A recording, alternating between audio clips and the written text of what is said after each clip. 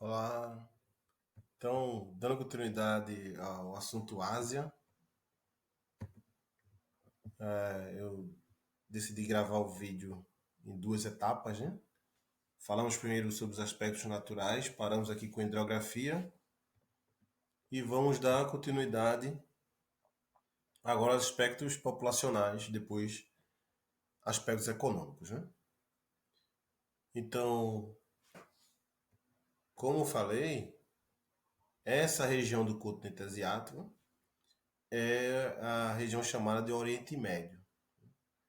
É uma região onde vivem aqui povos judeus, árabes, curdos, turcos, gregos. E é uma região que se destaca, infelizmente, pela intolerância religiosa, fundamentalismo islâmico, ultranacionalismo judeu. Então, fora aqui a questão de território, né? A questão da água, que é muito difícil na região, e a questão do petróleo. Então, é uma região de bastante conflitos.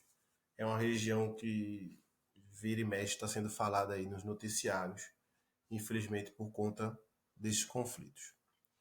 Então a população do Oriente Médio é superior a 210 milhões, ou seja, toda a população do Oriente Médio é semelhante à população do Brasil.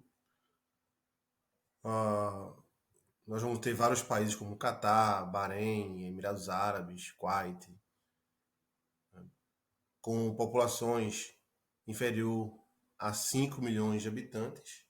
Então são países relativamente pequenos que se refere à população.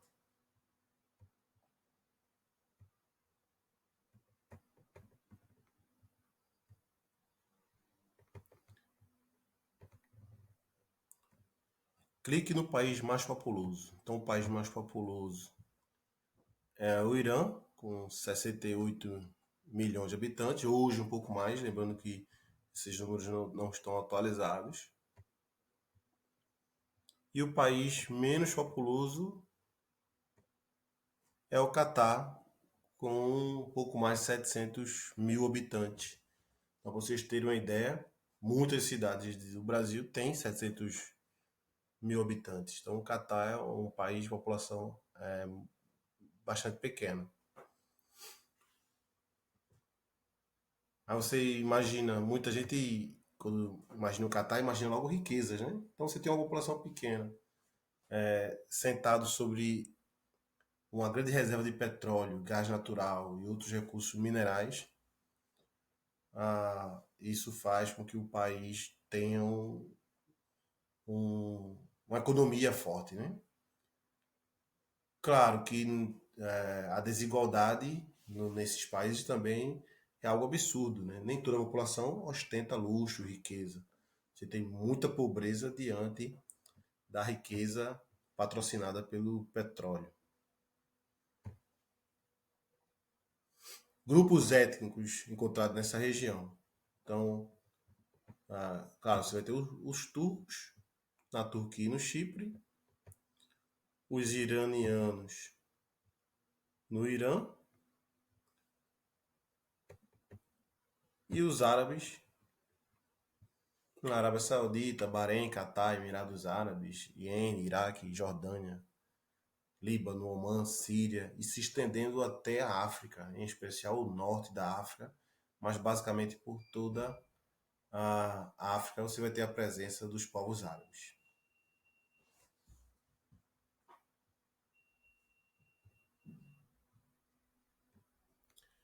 Religião, a religião dominante é a religião muçulmana ou islâmicos.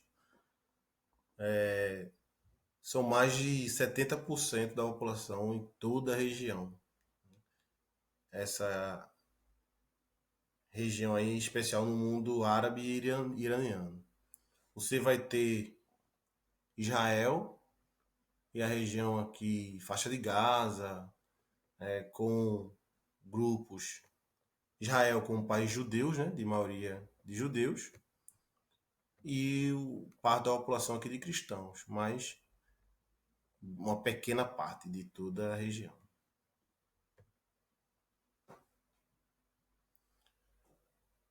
E o petróleo é o grande destaque, né, da região, como falei.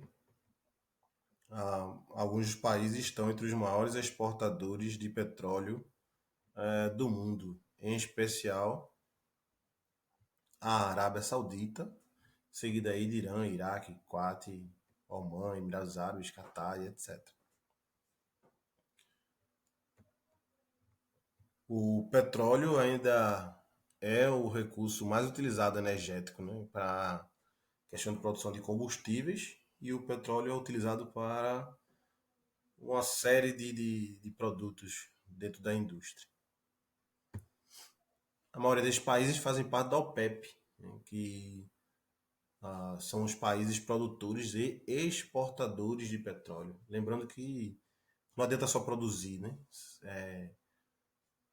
Você tem que produzir e exportar para lucrar muito com o petróleo. Para vocês terem uma ideia, o Brasil é um grande produtor de petróleo, só que o Brasil consome muito do que produz, né? Os Estados Unidos é também um dos maiores produtores de petróleo, só que os Estados Unidos ele consome todo o petróleo que produz e ainda precisa de petróleo vindo de outras regiões. Então ele acaba sendo dependente do petróleo. Já esse país aqui se destacam por ser exportadores de petróleo. Além dos citados, a Nigéria, Venezuela, são outros países que têm essa característica. Juntos, suprem 40% da produção mundial e possui 3/4 da reserva mundial.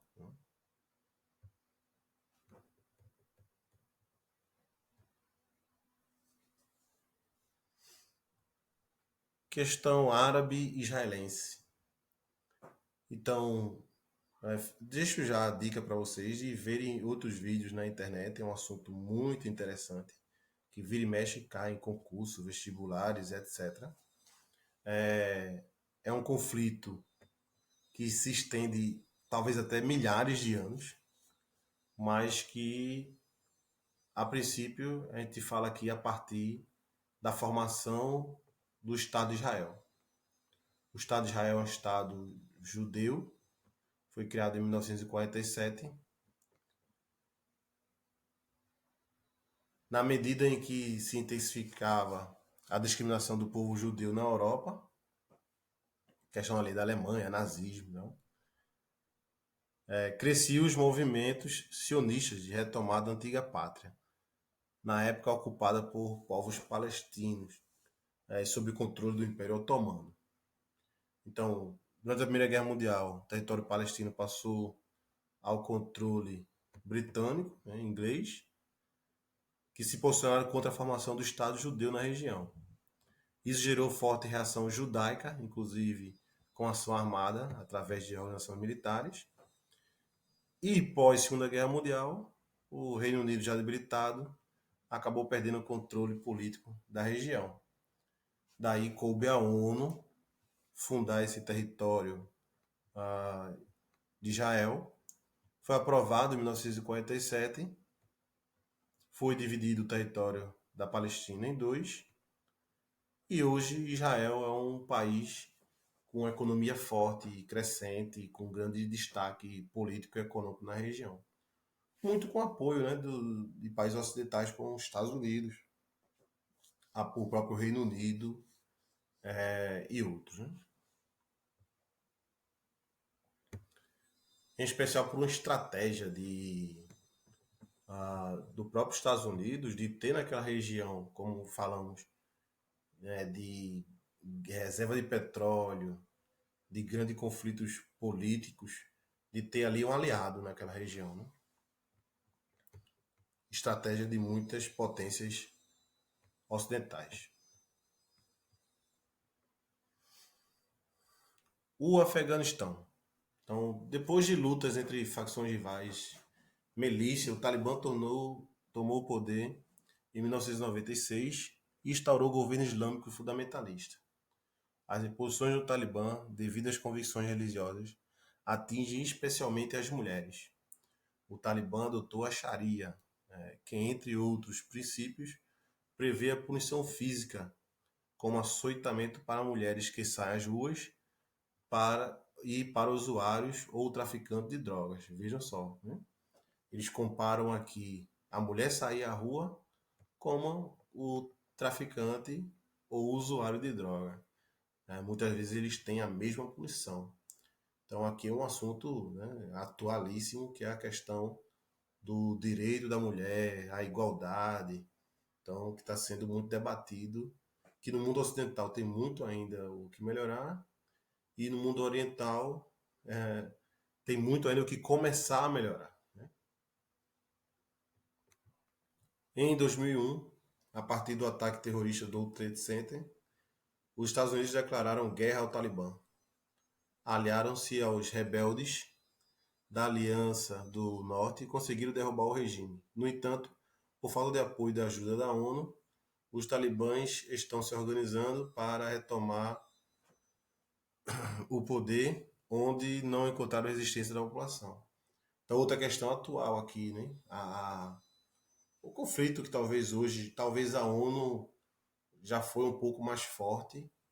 Hoje, os Estados Unidos, muitas vezes, ah, não submeteram às ordens da ONU, fizeram coisas contrárias, né, como invasão de territórios, por exemplo, no próprio Afeganistão, no Iraque, o que a ONU discordava. E muitas vezes a ONU faz coisas que os Estados Unidos discordam, então há um conflito de interesse muitas vezes, onde se mostra que a ONU tem perdido um pouco de força, talvez, nessas situações. E, em contrapartida, ah, alguns regimes terroristas ou algumas situações acabam acontecendo aí em várias partes do mundo.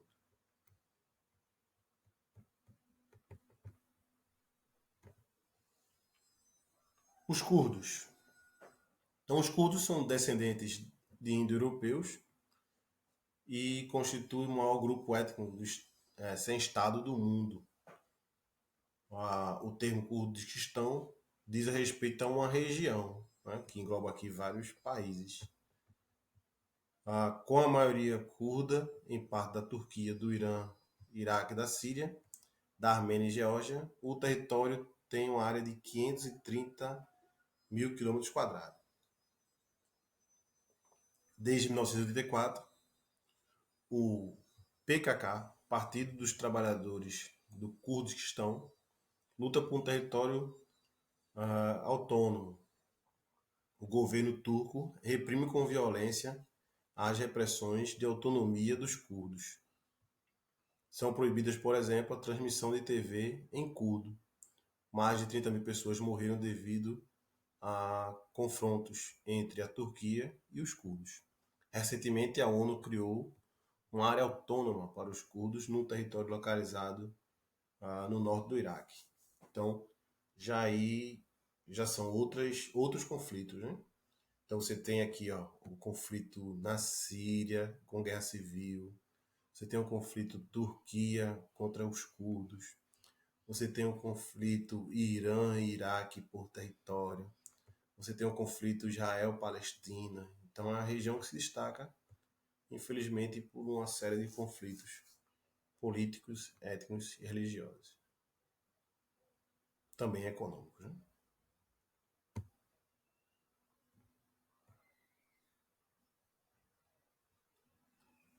Sudeste Asiático, também conhecido como tigres asiáticos. Né? Então é uma região que tem cerca de 10 países. Na porção continental, ou seja, na porção ligada ao continente, né, temos Myanmar, Tailândia, Laos, Camboja, Vietnã, Singapura e Malásia. Na porção insular, ou seja, conjunto de ilhas, Indonésia, Brunei, Filipinas e Malásia. Por que tigres asiáticos? Então, o tigre para os povos asiáticos representa a força, a astúcia. Então, a força econômica que esses países têm hoje, a força industrial que esses países têm hoje. a rapidez com que eles se industrializaram. Esses países querem enfatizar a importância de sua industrialização e seu modelo produtivo. Que modelo produtivo é esse? E aí, para resumir, eu vou logo falando aqui de aspectos positivos e negativos. Esses países cresceram muito nos últimos 20, 30 anos. Só que como cresceram? Muito às custas de que essa região e o continente asiático é o maior continente do mundo e é também o mais populoso. Mais que a metade da população do mundo está nessa região. Então é uma região de altíssimo consumo, um grande mercado consumidor. Nessa região, nós vamos encontrar dois dos países mais ricos do mundo, Japão e China, e um dos mais, o segundo mais populoso do mundo, a Índia. Então, tomando proveito disso, o crescimento econômico da região chama a atenção do mundo todo, e todo mundo quer ter, por exemplo, uma empresa como Coca-Cola, uma Nike, quer ter um, uma filial sua numa região próxima a esse grande mercado consumidor. Então, como foi esse modelo produtivo? Esse modelo foi baseado principalmente na atração de empresas da própria China, do próprio Japão, países vizinhos, que estavam crescendo muito, mas também de empresas multinacionais. Então, como eu vou atrair? Eu vou prometer isenção de impostos, de tarifas, terrenos baratos ou gratuitos, menos fiscalização ambiental, menos fiscalização trabalhista, mão de obra em abundância, às vezes qualificada, com incremento da educação, às vezes não, mão de obra barata e em grande quantidade. Então, isso são fatores que atraíram empresas do mundo todo. Então, isso trouxe aspectos positivos, como um forte crescimento acelerado. Porém, foi um modelo que, mundo afora, passou a ser imitado, mas hoje a gente sabe que alguns países conseguiram transformar esse modelo em desenvolvimento, então viraram países ricos e desenvolvidos. Já outros não conseguiram aliar riqueza e desenvolvimento. Então, eles acabaram conseguindo empregos, conseguiram aumentar sua questão de produção industrial e econômica, mas não conseguiram melhorar seu IDH, seu índice de desenvolvimento humano. Né? Então é algo aí a se refletir, algo a se pensar. Mas esses países hoje são destaque na produção industrial mundial. Muito do que consumimos, do que compramos, vem dessa região aí de tigres asiáticos. O Japão. Então, o Japão é uma ilha, aliás, é um conjunto de ilhas, um arquipélago. Existem quatro ilhas principais, grandes ilhas. Esse conjunto de ilhas, ele tem regiões de montanhas e sua estrutura geológica é recente. O que seria recente? Ele ainda está sofrendo com a ação dos agentes internos, como vulcões, movimento de placas tectônicas, e é uma das regiões mais instáveis, ou seja, que mais se movimentam no mundo. Está no cinturão de fogo do Pacífico, né? Cinturão formado por vários conjuntos de vulcões que rodeiam o Oceano Pacífico, e está sujeito a muito abalo sísmico, cerca de 1.500 por ano. Claro que a maioria desses terremotos só são sentidos por sismógrafos, né? Mas existem cerca de 6 a 10 grandes terremotos no Japão por ano, que são sentidos aí prédios balançando, o quadro da parede balançando, alguns causando até muita destruição. Forte atividade vulcânica, existem 60 vulcões ativos, 165 inativos, e isso acaba causando também maremotos e tsunamis. Então, o Japão ele tem uma vida bem agitada no que se refere à questão geológica. Né? O Japão possui a segunda maior economia do mundo. Então isso aqui está desatualizado, né? A China já passou e muito o Japão no que se refere à produção, à quantidade, à PIB. O Japão continua sendo um país muitíssimo importante da Ásia, em especial no que se refere a desenvolvimento humano, como falei anteriormente, né? O Japão conseguiu aliar crescimento econômico e desenvolvimento humano. Seus grandes polos industriais estão localizados na porção centro-sul do arquipélago, principalmente em Honshu, nas cidades de Tóquio, Nagoya, Osaka, Fukuoka, onde se produzem computadores e empresas da área da eletrônica e robótica atuam. A maioria dos países desenvolvidos do mundo, eles atuam muito no setor de tecnologia, né? Que é o que vai render maior lucro, né? Geralmente, quanto mais subdesenvolvido é o país, mais atividade primária, agricultura, produtos minerais, etc. Quanto mais desenvolvido, eles tendem a serem grandes produtores de tecnologia.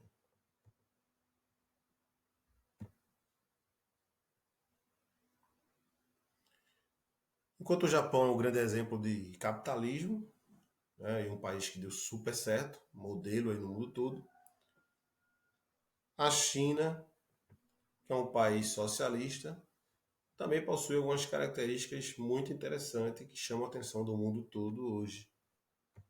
Ah, por exemplo, a China Ocidental abrange o Tibete, Mongólia, Xinjiang, é a parte do interior. Apresenta elevados planaltos, como vimos, dobramento moderno, que juntamente com a distância do mar explica a ocorrência de climas áridos, aquela região ali do norte da Índia, então a região mais central da China. Levando a condições inóspitas, né? Sendo a região chinesa, por esse motivo, um grande vazio demográfico, ou seja, não mora quase ninguém ou pouca gente nessa região. Mas já no leste chinês, em especial na região sudeste aqui, a presença daqueles grandes rios que falamos no vídeo anterior, é conhecido como a China Verde. Apresenta um relevo que declina suavemente em direção ao Pacífico, chega nas planícies, né? Onde surgem rios caudalosos como o vermelho e o amarelo, que é o Hangho e o Tsek-Kiang, falado no vídeo anterior. Nas planícies formadas por esses rios surgem solos de elevada fertilidade. A maior parte da população chinesa está concentrada nessa região.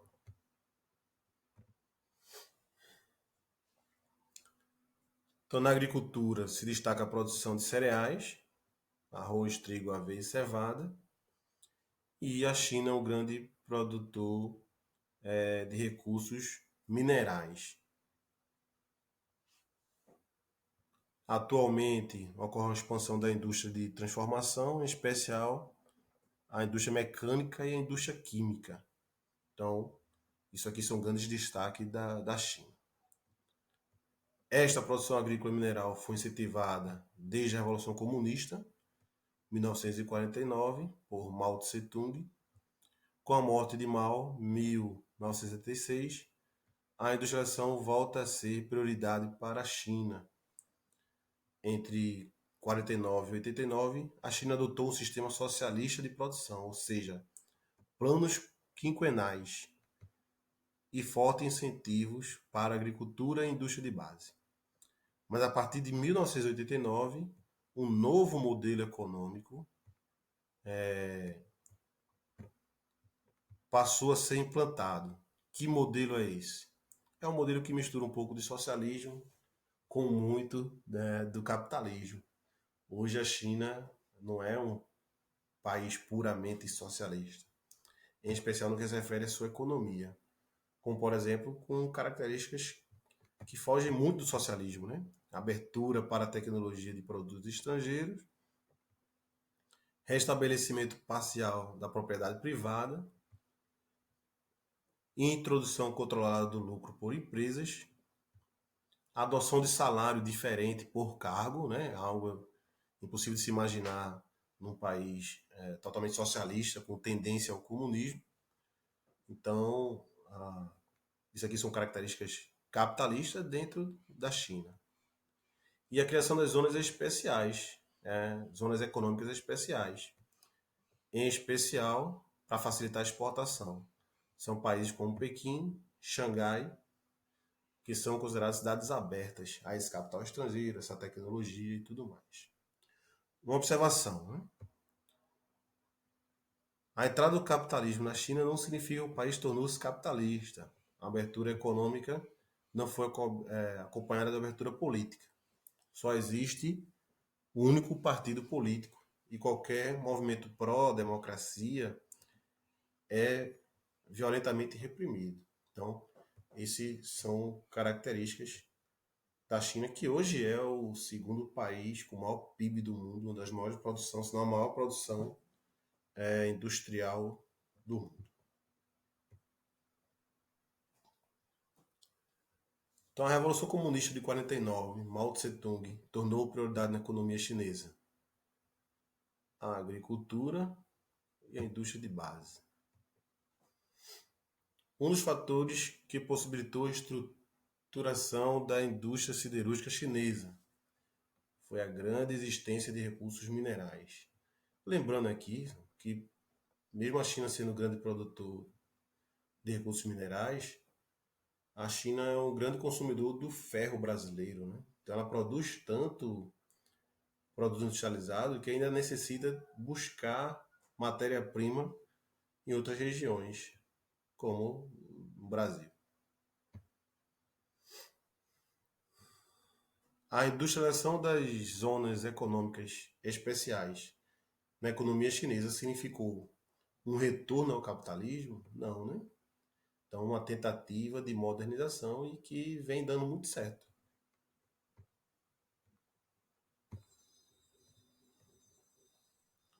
Então, pessoal, por hoje é só. A gente deu um destaque aí nas regiões asiáticas, como o Oriente Médio, a Índia, o Extremo Oriente, com os países Japão, China e os TRIs asiáticos, são assuntos que caem muito em vestibulares, concursos e etc. Então, tamo junto, né? Bons estudos. Qualquer coisa estou por aqui, tá? Nos vemos na próxima. Até mais.